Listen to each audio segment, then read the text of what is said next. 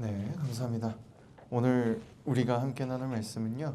히브리서 11장 23절에서 26절까지 말씀입니다. 주보에도 있고요. 화면에도 나오니까 우리 한 목소리로 함께 읽으면 좋을 것 같습니다. 우리 함께 읽겠습니다.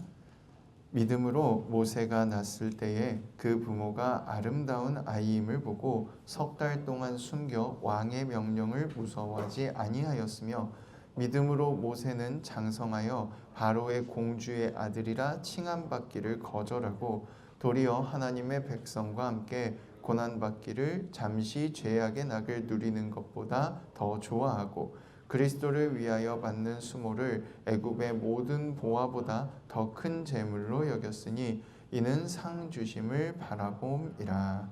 아멘. 반갑습니다. 오늘 나눌 말씀의 제목은 즐거움보다는 이라는 제목입니다. 왜 이런 제목이 됐는지 얘기를 좀 나눠볼게요. 오늘 말씀을 보면 모세가 낳았을 때 그 부모가 아름다운 아이임을 보고 석 달 동안 숨겨 왕의 명령을 무서워하지 아니하였으며 이렇게 돼 있죠.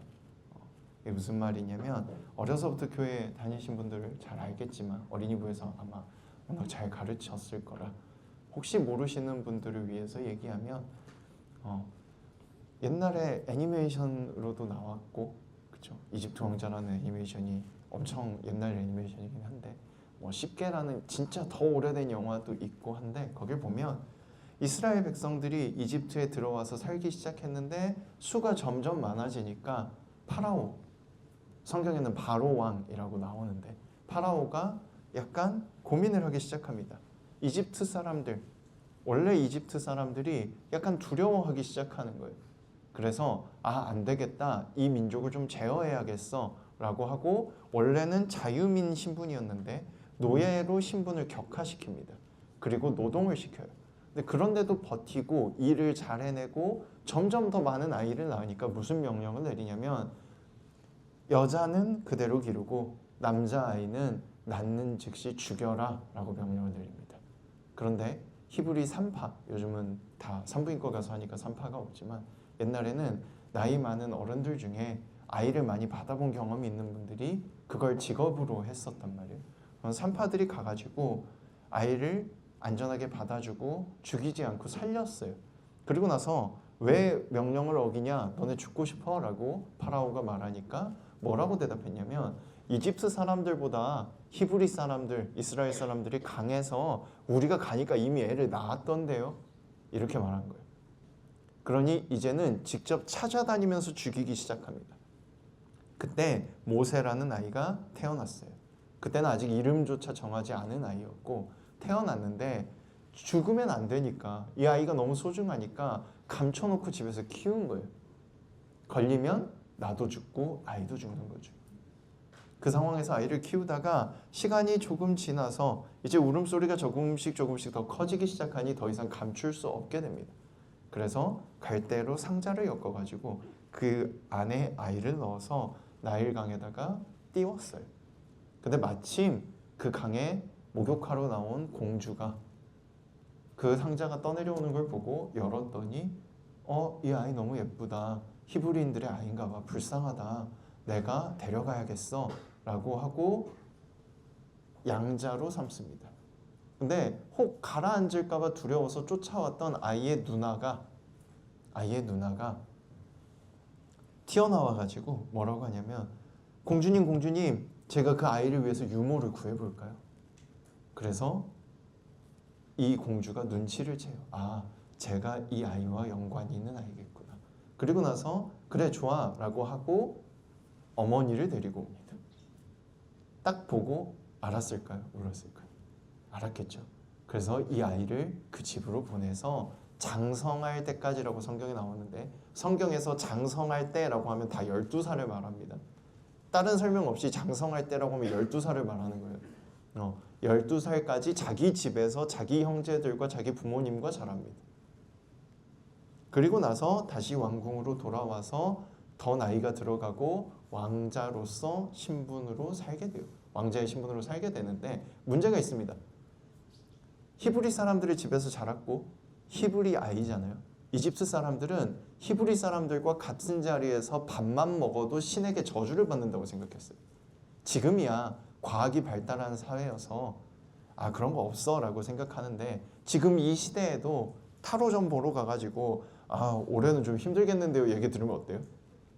뭔가 다 힘들게 느껴지잖아. 지금 이 시대에도 그래. 근데 무려 최소 4,000년 정도 전이거든요. 지금으로부터. 그 시대엔 어땠겠어요? 신에게 저주를 받으면 죽는다고 생각했어요. 그러니 왕자지만 그 왕궁에서 왕딴 거예요. 모두가 다 이 사람이 히브리 사람인 걸 알아요. 이집트 사람이 아니라는 걸 압니다. 심지어 성경을 보면 본인도 알아요. 그래서 맨날 왕궁에서 빠져나와서 어딜 가냐면 자기 형제들이 노동하고 있는 노예들이 일하는 곳으로 갑니다. 만나러 가는 길에 한 이집트 병사가 자기 형제를 매질하고 있는 걸 봐요. 그래서 기다렸다가 너무 화가 나서 그 이집트 병사를 때려 죽입니다. 근데 알잖아. 내가 신분은 왕자지만 나는 원래 뭐예요? 노예야. 걸리면 어떻게 되겠어요? 내가 죽을 수도 있잖아요. 그래서 그 자리에서 도망쳐서 광야를 건너고 바다를 건너서 더 넓은 광야까지 갑니다. 미디안이라고 불리는 광야까지 가는데, 거기서 헤매다가 어떤 여인을 만나고 도움을 주고 또 도움을 받고, 그러면서 사랑의 마음을 갖게 되고 그 집에 들어가서 살게 되고 대리사위가 되어서 거기서 40년을 지내요. 40년을 지내고 나서 길을 가는데 가시나무가 있는 거예요. 가시관목이라고 성경에 되어 있는데, 관목이 뭐냐면 개나리처럼 뿌리가 있고 그 뿌리에서 여러 줄기가 나오는 걸 관목이라 그러거든요. 가시관목이 있는데 불이 붙었는데 다 없어지지 않고 계속 불이 타고 있는 겁니다. 그냥 길을 가고 있는데 그 나무를 본 거예요. 그래서 너무 신기해서 혹시 신이 저기 계신가? 라는 생각에 가까이 다가갑니다. 그리고 음성을 들어요. 모세야, 내가 너를 애굽으로, 이집트로 보낼 거야. 너의 사랑하는 백성, 나의 사랑하는 백성이 고통당하고 있어. 네가 좀 구하러 가. 모세가 처음에는 안 한다고 합니다. 저 못해요. 제가 어떻게 갑니까? 저는 그런 능력 없어요. 하나님이 능력을 보여줘요. 지팡이가 뱀이 되게 하고 손이 문둥병이 들었다가 낫게 하는 그 기적을 보여줍니다. 이제 능력 없다는 소리를 못하잖아요. 그래서 뭐라고 하냐면 저 말 못해요. 그랬더니 하나님께서 뭐라고 하냐면 야, 네 형 아론 너도 알잖아. 걔 말 잘해. 내가 걔 붙여줄 테니까 가. 그리고 끝끝내 거기서 평안하게 아들 둘이나 낳고 어여쁜 아내도 있고 나를 너무나도 사랑해주는 장인어른도 있었는데, 거기서 편안하게 살면 되는데 못 가겠어요, 못 가겠어요, 못 가겠어요 했는데 하나님이 가라고 하니까 다시 이집트로 가는 겁니다. 다시 처음으로 돌아가 봅시다. 오늘 읽은 성경에서는 믿음으로 그렇게 했답니다. 부모의 심정이 돼볼까요? 내 아이를 낳았는데 이 아이를 죽여야 된대요. 걸리면 안 죽이고 데리고 있다가 걸리면 나까지 죽는데요. 할 수 있을까요? 못해요. 누가 그걸 할 수 있어요? 내 손으로 내 아이를 죽이는 거, 지금 막 태어난, 못합니다. 정말 강가에 떠내려 보낼 때조차도 정말 속이 끊어지는 심정으로 이렇게 기도했을 거예요. 제발 하나님, 제발. 이미 430년이나 지났고 여호와의 이름이 이스라엘 백성 중에서 많이 사라지고 잊혀졌지만 그 순간에만큼은 하나님 제발, 제발요. 하나님이 그 기도를 들으시고 공주를 만나게 하시고 아이를 다시 집으로 돌려보내줬죠. 그리고 다시 거기서 자란 후에 헤어지게 만들었어요. 모세는 어땠을까요? 왕궁에서 끊임없이 왕따당하고 혼자인 느낌을 받다가 형제가 맡고 있는 걸 보고 나도 모르게 화가 나서 이집트 사람을 죽이는 죄를 지었어요. 살인을 했잖아요. 자기 죄가 얼마나 큰지를 아니까 도망갔습니다. 그런데 하나님께서는 그 죄도 보셨지만 얼마나 이스라엘 백성을 사랑하고 있는지를 보셔요. 그런데 당장 다시 데려갈 수는 없었어요. 아직 모세가 준비가 안 됐거든. 40년이나 지난 후에 이제 모세가 두려움도 갖고 행복도 갖고 여러 가지 마음이 복합적으로 가지고 그걸 가지고 성장해서 자기 삶을 어떻게 살아가야 할지 고민하고 있는 그때에 찾아와서 말씀하시는 거예요. 너 안 잊어버렸지? 너 혼자 여기서 편하게 살 거야? 네 가족들, 네가 사랑하는 너의 백성들은 어떻게 할 건데? 더 안 간다고 버틸 수도 있었겠지만 간다고 말합니다. 심지어 가는 도중에 하나님이 가라고 해놓고 큰아들을 죽이려고 그래요. 모세의 큰아들을 죽이려고 하거든요. 그 과정을 겪어서도 모세는 결국 이집트까지 갑니다. 그리고 파라오 앞에 서서 사실 돌아왔으니까 왕자 신분으로 돌아갈 수도 있잖아요. 살인 한 번 했어도 40년 만에 돌아왔고 나는 원래 왕자였으니까 다시 그 신분으로 돌아갈 수 있는데 그러지 않고 노예의 신분으로 왕을 찾아가서 왕궁에 들어갈 수 있었다는 것 자체가 아직 왕자 신분을 인정받고 있다는 거잖아요. 사실 들어가서 말하는 거예요. 내 백성 이스라엘, 내 백성 히브리 백성을 보내줘. 하나님이 보내주래. 그 자리에서 너 무슨 소리야? 죽어라고 하면 죽는 겁니다. 그런데 목숨을 걸고 거기까지 간 거예요. 왜 그랬을까? 왜 그렇게까지 했을까? 부모가 아이를 사랑하는 심정 때문에 죽이지 못했던 건 우리가 다 알잖아요. 모세는 왜 그랬을까? 아까 얼핏 설명했지만 나를 이해해주고 나를 사랑해주는 사람들은 그 사람들밖에 없어요. 그 사람들이 얼마나 소중했겠어요. 왕궁에서 살았지만 나는 이해받지 못하고 심지어 밥도 같이 먹지 못하고 나를 입양한 어머니와도 함께 밥 먹지 못하고 혼자서 왕궁에서 사는 거예요. 그 넓은 왕궁에 수많은 사람들이 있지만 나는 혼자인 겁니다. 빠져나가서 일하고 있는 노예들이 모여 일하는 그곳에 가야만 내 마음이 평안할 정도로 괴롭고 그 사람들이 아니면 안 됐던 거예요. 거기서 도망쳐서 혼자 가정을 이루고 평안하게 40년을 살았지만 여전히 내가 이렇게 행복해도 될까? 내 형, 내 누나, 내 백성들, 내 사람들은 저기서 고통당하고 있는데 그들을 향한 사랑과 간절함이 마음속에 있는 겁니다. 그걸 알고 하나님이 부르시는 거예요. 못 가겠다고 했지만 안 가겠다고 했지만 사실은 누구보다도 가고 싶은 거죠. 그래서 하나님이 살짝 등을 밀어줬을 때 목숨을 걸고 거기까지 가는 겁니다.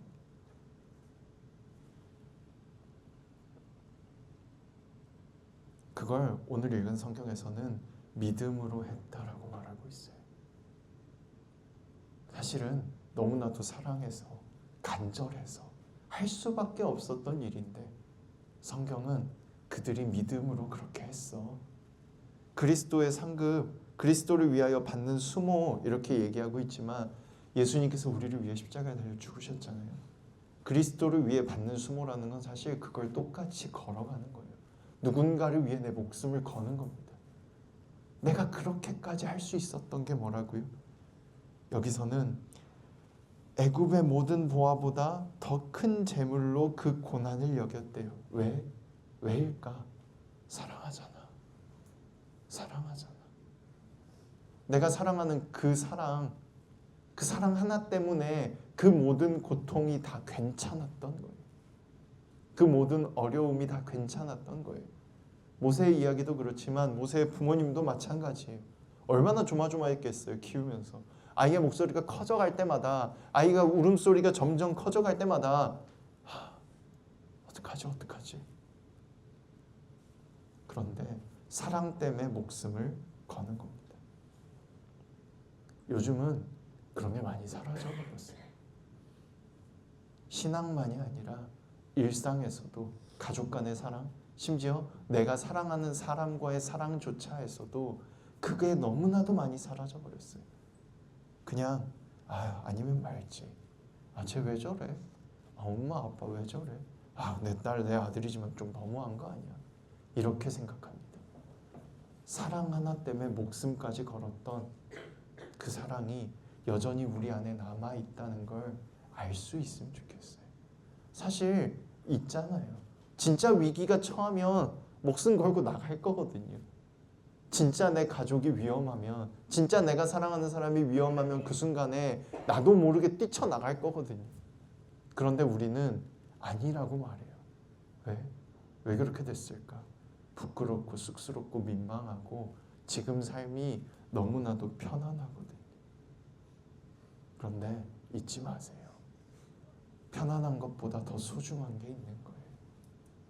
지금 행복한 것보다, 지금 즐거운 것보다 더 소중한 게 있는 거예요. 그래서 목숨을 걸게 되는 거예요. 그 마음을 잊지 않는다면 우리가 진짜 행복을 놓치지 않을 수 있을 거라고 믿어요. 그리고 더 나아가서 내 일에 대해서도 마찬가지예요. 내가 하고자 하는 일, 꿈꾸고 있는 무언가, 내가 정말 그걸 사랑한다면 아무리 그게 싫어져도 포기할 수 없거든요. 결국은 그걸 하게 되거든요. 그 사랑을 잊지 않는다면 일도 삶도 변화될 줄로 믿습니다. 우리가 그렇게 할 때 하나님이 모세를 도와주신 것처럼, 모세의 부모님을 도와주신 것처럼 우리를 도와주시고 함께 해주실 걸 믿습니다. 의지하고 기도하며 나아갈 수 있길 원합니다. 원래 두려워요. 다 두렵고 무서워요. 내일을 알 수 없잖아요. 근데 두려워도 간절하기 때문에 나아가는 거, 그걸 성경은 믿음이라고 말하고 있는 거예요. 그렇게 살아가는 저와 여러분, 우리가 될 수 있길 원합니다. 하나님이 우리의 간절함을 반드시 알아주실 겁니다. 기도하겠습니다. 손 모아주시고 눈 감아주시고, 여러분 마음 안에 있는 간절한 어떤 것이 있다면 지금 떠올리며 기도해 주셨으면 좋겠어요. 가족이 되었던, 사랑하는 사람이 되었던, 사랑하는 일이 되었던, 아무거나 상관없습니다. 뭔가 간절한 게 있다면 지금 하나님께 기도하십시오. 도와주세요. 내가 나아가고 싶습니다. 도와주세요, 하나님. 목소리 내실 수 있는 분은 내셔서 하시고요. 마음으로 하실 분은 마음으로 하시기 바랍니다. 기도합니다.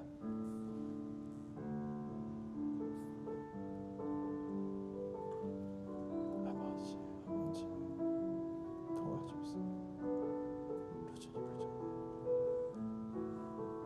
모든 걸 이겨내고 나아갈 수 있도록 간절함으로 걸어갈 수 있길 원합니다. 주님 도와주세요.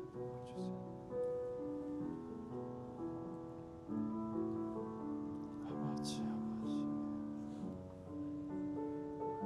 우리를 도와주신다는 기억합니다. 사랑으로 살게 해주세요. 사랑으로 살게 해주세요. 우리를 사랑해 주신 사랑을 알며 나아가게 원하오니 주님 도와주세요.